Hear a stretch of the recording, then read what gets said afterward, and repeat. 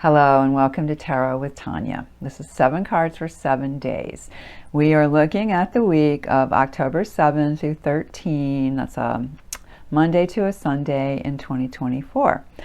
And thank you so much for being here. Welcome if you're new. Welcome back if you've been here before.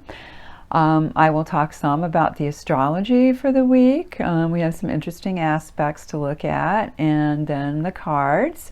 And then we'll end with a Tree Keeper's Oracle card. And I'm going to use the Wildwood deck today for those of you who might be interested in doing your own tarot. I love this deck. It's my favorite now. Anyway, we begin our week. And also, if I can't remember, take this, it's a general reading, so make sure that you take what resonates for you and leave the rest behind, because it's for the collective, the whole. So we start with our moon in Sagittarius this week on our Monday. Fire, loves adventure, good on instinct, it's higher learning, philosophy, can be related to the courts, things like that, wants to travel. We go through Capricorn, the sign of business and the father and discipline, and ruled by Saturn, likes to get things done. And then we end our week with the moon in Aquarius, the sign of the humanitarian, the way out thinker, the inventor, technology, experimental. All right, so on Tuesday, the 8th, we have Venus trining Mars. That's always a nice energy. And, that's the classic feminine and the classic masculine in terms of the planets. And then we also have Mercury trining Jupiter. So nice day, very positive energy. It's good for making plans for the future. It's good for being social, studying something new, buying and selling, and even signing contracts. Mercury and Jupiter are responsible for that particular piece. So then on Wednesday, we have Jupiter turning direct in Gemini. And, there's a system out there called the Sabian symbols, and it had some interesting things to say about some of the planets and aspects this week. And Jupiter is going direct in a place that is very good for celebrating social justice, for being aware of it and trying to move that forward. So that's good. And it's always a bit more helpful when the planets are going direct. The energy feels, I think, more easily tapped that way. Then let's see. We have on Friday, Pluto turning direct also. And this is at about 29 degrees, I think 34 minutes or so in Capricorn. So that's the last degree of Capricorn. It's moving back toward Aquarius, or it will be as of Friday. And at this point, it can indicate that the secrets of the powerful are revealed. Now, if we have our own secrets, that could affect us too. But it also can expose the abuse of power. It can mean people with power are showing their desperation to cling to their power. So this is all this Pluto again at that end of Capricorn, ruled by Saturn, very serious. And, we had Pluto there for years, and we definitely experienced plutocracy. So hopefully, again, we're moving into more power of the people as it starts to make its way back toward Aquarius. It is slow moving, so it'll be, I think, February next year before it finally goes back to where it was, what we call the shadow period. It comes back to the place it went retrograde on. And then finally on Sunday, this is an interesting day. You've got Mercury squaring Pluto, but Mercury moves very fast, so the square doesn't last long. And then you've also have Mercury entering Scorpio, and the Sun trining Jupiter. So it's good for deep thinking, it's good for scrutiny, but we also, because it's a square between Mercury and Pluto, might feel a little bit held back in some way on that day. There could also be jealousy. you know, the Scorpio part can bring that in, and also the Pluto. So, because, you know, Pluto rules Scorpio too. So it's a good time for being very deliberate with our words and actions. And it can feel very expansive. Mercury in Scorpio has depth to it, and it really can expand, especially with that Sun trining Jupiter. That really adds that great energy. So it's a good day for investments because of that. Sun trining Jupiter and Mercury in Scorpio, and then maybe even signing up to go back to some kind of school or training, furthering your education. All right, so that's our week in the stars.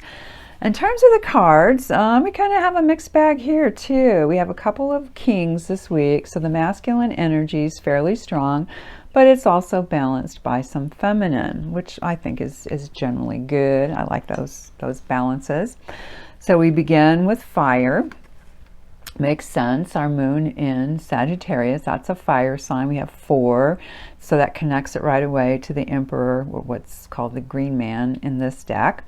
And it's celebration here, or a party, people, and it's particularly women. So it's that kind of release of the feminine into a masculine expression. And it could feel very good. It could make you maybe want to make plans for a party or something like that, or to celebrate in some way with some friends. We continue our fire on Tuesday, and this is the first of the 2 kings that show up. So this one is the King of Bows, which is fire in this deck. And we have adders here. And of course they're beautiful. We know that they're, you know, what's the word I'm looking for? Poisonous. They can bite you and make you sick. But often in poison, there's a medicine as well. So I'm not quite sure. I think the moon's still in Sag. I'm not sure if I don't think it's moved to Capricorn yet. So that kind of fits again with that fire energy. And there is a, I don't know, an energy about Sagittarius that can be a lot of fun and almost lofty in their fiery sort of way. And it could be someone with a masculine energy that's pretty fiery that day too. Not necessarily male or female, but just a masculine energy. We move quite a bit on Wednesday, and now we're probably getting into that Capricorn moon, and we're moving into the stones, or the earth energy. Capricorn is an earth sign. This one always seems just a little bit sad. The person looks a little lonely, looks like a young female, and sitting at the mouth of this cave and sort of maybe dreaming, wondering what's next. It's connected to the Hierophant because it's a 5, and that's going to be human lessons. So how do we endure? And like in the Thoth deck, this one is also subtitled Worry. So how do we have faith and not worry? Tend our fire, let things be, and dream positive dreams. On Thursday, we are back to a masculine energy with an air sign, arrows in this deck, and we have the 9. Now, often in other decks, this one's a little bit, I think, more difficult energy in the sense that you might see somebody on a bed of nails, or somebody sitting up at night with 9 bloody swords hanging over them, things like that. Those are some classic images from classic decks.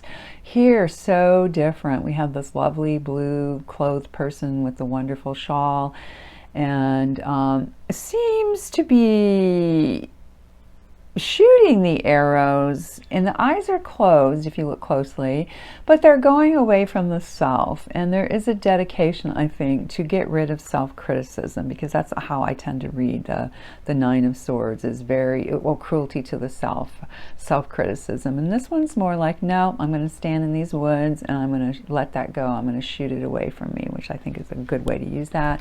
It's also, since it's a 9, it's connected to the Hermit, or the crone, depending on the deck, that wise older person, and so there's an inwardness to it that can be very helpful instead of self-abusive.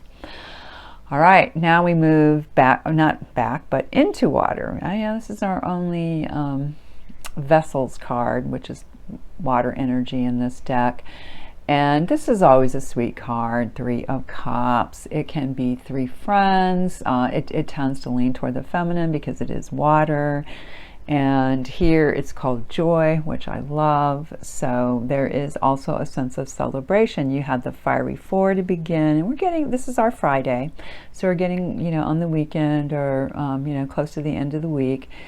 And, you know, hopefully that'll be a great night to go out, maybe have a drink. We've got vessels here after all, with some good friends, possibly female friends. Second king, also a masculine one. This is our kingfisher this time. So flies over that water. I don't know if you've ever seen these, if you've had the pleasure. I love them. I just think they're so beautiful. And they do this. They fly over that water and they have these huge heads, you know, scoop things up. And this one is, since it's air, it's mental, it's thinking, it's ideas, it's verbal expression. It can also be written expression. So a very good thinker, somebody who can see from above, has a good vision and can see into the depths. Like this one's looking into that water, can see past any illusions that might be on that surface. So that's our Saturday energy. And again, it could be a masculine rather, energy being expressed through someone or yourself. Then we end. Here's our Sunday card, and here they call it the mirror. You might know it as the hanged one, hanged man, hanged person. So it's a different card. One, because you don't have the upside down image.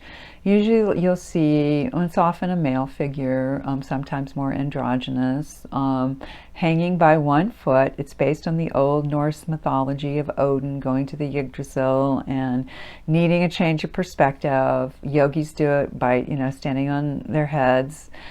So we flip things somehow. And if you look closely here, I know if I bring it in too close, it gets a little blurry, but there is a person in that boat. This goes back to the Lady of the Lake in the Arthurian legends, and when Arthur is put out on the lake. This is not exactly it, but it's very similar to that. And you have this gorgeous heron in front of our mermaid-like creature, and she holds both a mirror and the moon, right? And yet her eyes are closed. So where are we really changing? To me, the eyes closed and holding this very feminine symbol, plus the mirror is a very feminine symbol too in mythology. And she's sitting on the surface too. So there's something about seeing beyond the surface, going into the depths, but doing it in an inward, very inner seas, or your inner lake, your inner calm, your inner mirror kind of way. So I hope that helps, gives you a little heads up for the week in terms of what energies we might encounter with both the astrology and the cards. And then pardon me, let me grab a drink here. Very dry day here in Iowa. We're in a dry spell, as a matter of fact. And we just dropped about almost 30 degrees overnight. It's kind of amazing. Anyway, for our card this week, we got the Keeper of Time. I think time is a really mysterious and slippery subject. It is something, you know, as a poet, I've seen many poems written about it, many pieces of literature in general, and it's just something that we're very obsessed with in American culture, very ruled by, I would say, and all in all, I find it fascinating. So here's what they say in the book. Trees clock time differently than humans. We could learn much from them. The passing of the seasons, their own growth, both internal and external, the births and deaths of the forest. There's less constricted doing and more expansive being. That's probably my favorite sentence here, is there's less constricted doing and more expansive being. And it seems like we've taken time and turned it against ourselves to have less being, more doing. That's how we measure ourselves. And while your current situation may not allow you to move at the pace of the forest, it can use more meaning in its moments. Infuse your days with a sense of purpose, not the thing they told you that you were here to do, but the purpose of presence.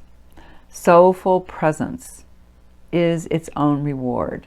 and invites you to step into the power of now, where all of your meaning takes place. This sounds very like what Eckhart Tolle talks about, and if you haven't read him, The Power of Now and so forth, I highly recommend it. Really, really, really amazing stuff. All right, beloveds, wishing you the best week possible. Please like, please share, please subscribe. It's free. All you have to do is hit that little button, and I would really appreciate that. And I will see you again in 7 days. If you're interested in a personal reading, there'll be information in the description box and at the end of the video. See you soon.